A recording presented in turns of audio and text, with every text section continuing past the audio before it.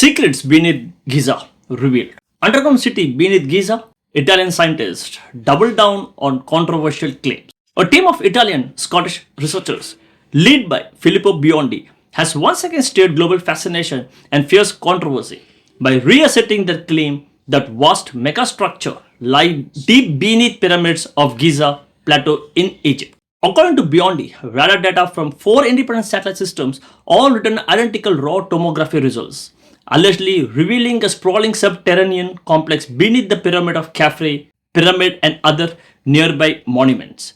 And now we dive into the heart of this story right here on the AI podcast. So, when you think about the Giza Plateau, you picture the pyramids, right? The Great Pyramid of Khufu, then Khafre, Menkaure.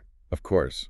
For generations, they've basically defined ancient history for us. They're these huge, iconic structures. But what if those monumental triangles, the focus of all this research, are just the structural equivalent of a really, really impressive mailbox? Well, that is the core tension of this entire deep dive. We're looking at these extraordinary claims, really history-challenging claims from an Italian engineer, Filippo Biondi, and his team. And their argument is that what we see is just a tiny fraction of what's actually there. Exactly. They argue, based on some cutting-edge radar, that the visible pyramids are just surface markers for a massive complex of purpose-built structures that go down nearly a mile. A mile down. That is the number that just stops you cold. We're not talking about a small tomb. No, we're talking about alleged man-made chambers, huge cubic rooms, measuring 260 feet on each side. And they're located almost 3,500 feet below the surface. That would dwarf anything we know of from the ancient world. It would rival modern underground facilities. So our mission today is to synthesize the evidence you've shared with us. We need to understand the new technology Biondi used because, the depth alone makes you skeptical. Right. If you can't prove how you saw it, the claim falls apart. Then we'll detail the very precise and very strange geometry they say they found. And finally, we have to weigh the heavy skepticism from, mainstream Egyptology. This whole thing is a technological leap versus historical inertia. Okay, let's start right there with the impossible question. Standard ground-penetrating radar, GPR, gets you what, 50 feet down? Maybe 100 if you're lucky. A couple hundred in perfect conditions, maybe, but nothing close to this. So how do you possibly image anything in high definition at 3,500 feet? Well, you can't. Not with traditional GPR. The radar waves just dip. They dissipate in that much rock. Biondi's team didn't try to punch through the rock. They used a different method. An entirely different methodology, yeah. It measures the effect of the empty space, not a direct reflection of a wave from the bottom. Okay, so introduce us to this game-changing technique. It's called synthetic aperture radar Doppler tomography. It's a mouthful, so we can just call it SAR-DT. A SAR-DT, got it. The concept is brilliant, really. Think of it less like a flashlight trying to see through the Earth and more like a stethoscope listening to the Earth's response. A stethoscope. Okay, so how is the Earth talking to this machine? The Earth is never really silent. It's always vibrating from natural seismic activity or even, cars driving nearby. Microtremors. SAR-DT measures these microscopic vibrations right on the surface. Now, if you have a massive hollow chamber thousands of feet down, that empty space is going to resonate differently than solid rock would. So the chamber itself creates a unique sound signature, what the source is called an acoustic fingerprint, that travels up to the surface. You've got it. It's like tapping a wall to find a stud. The sound changes where there's a void behind it. It's a hollow sound. Exactly. SAR-DT does this on an immense scale with incredible precision. The software then analyzes all these different surface signals and mathematically reconstructs a 3D image of what's causing that resonance deep below. It's interpreting the echo, not the initial signal. That makes a lot more sense technically. But the big challenge then is, how do you know the software is reading a real signature and not just, creating patterns from random noise? They knew that would be the first question. And the test case they presented to validate the technology is, it's incredibly compelling. What did they do? They performed a blind test on a known complex structure about 125 miles away from Giza, Italy's Gran Sasso underground physics lab. Oh, the huge facility that's literally buried inside a mountain. Precisely. It's a verifiable set of tunnels and chambers deep inside solid rock. Biondi's team used SAR-DT to map it from the surface, and the result was reportedly 100% accuracy. 100%. That's the claim. If you can prove your tech by perfectly mapping a known modern structure buried deep inside a mountain, Yeah. it lends massive credibility to what you find at Giza. That's powerful. It forces the conversation away from, can they even see that deep, to, okay, what exactly did they see? And this is where the geometry gets truly specific and very strange. So let's get into it. The Khafre pyramid, the middle one, what's underneath it? The radar tomography showed 8 enormous hollow shafts descending vertically. These are the shafts that bottom out at over 3,500 feet below the plateau. 8 of them. But the claim that they're 100% man-made, that has to hinge on the interior, right? What's inside them? This is the undeniable feature. Each of those 8 shafts contains a central column, and that central column is wrapped in what Biondi described as perfectly formed helical coils. Like a giant corkscrew or a spiral ramp going all the way down. Exactly. Think of a flawless, massive spiral descending for hundreds, maybe thousands of feet. Okay, but why is a helix so important? Couldn't some strange geological force, pressure or crystallization, create a spiral? It's the perfection of it, the uniformity. Natural geology tends to be random, irregular. You don't get a perfect symmetrical helix that keeps the same pitch and diameter for thousands of feet. That requires precise, controlled engineering.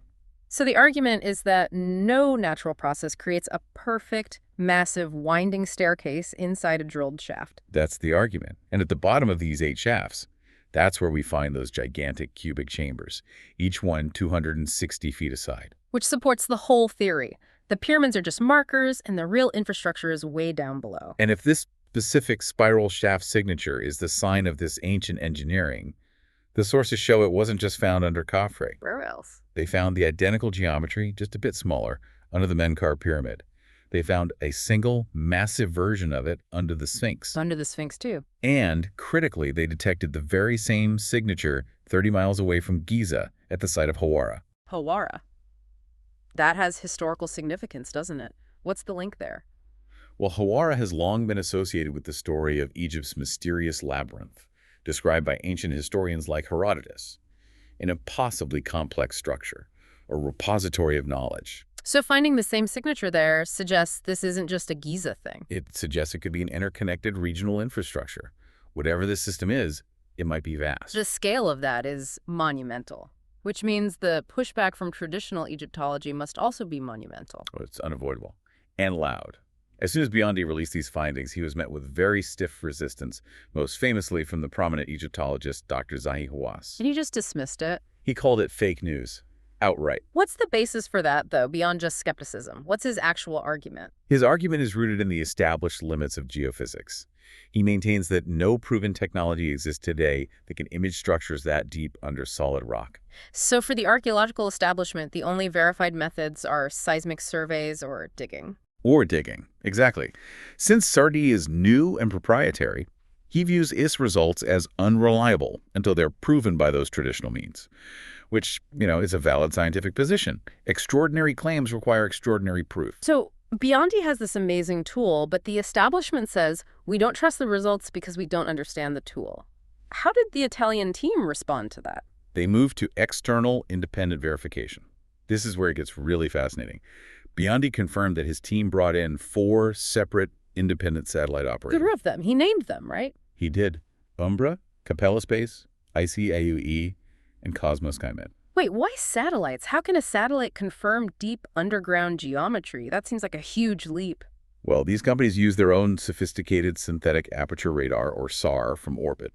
They can detect minute changes in the Earth's surface, or even subtle gravitational anomalies caused by a massive hollow space thousands of feet below. So they're not trying to recreate his image. They're just looking for the void itself, a different way of confirming the anomaly. That's it, exactly. And the outcome was startling. All 4 independent satellite operators returned, in his words, exactly the same results, confirming the underground geometry. Wow. Biondi said this was just basic scientific method for them. It really strengthens their case against that fake news dismissal. It forces you to admit that something highly anomalous is down there. Okay, so assuming for a moment the geometry is real, let's get into the speculation. Why build this? What is an enormous coil-wrapped infrastructure for?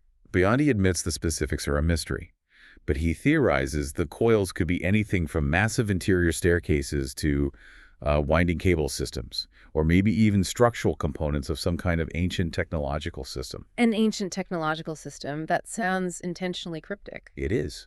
But he gave a big hint. He suggested the entire structure may relate to storing or generating information or energy. Information or energy? Yes, and he was quoted directly as saying, information is everything. The implication is that burying it so deep wasn't just to hide it, but maybe to protect or isolate an active, complex network. So if they have this much compelling evidence, what's the path forward? Are they asking to start digging? They are. They've submitted a formal request to the Egyptian authorities.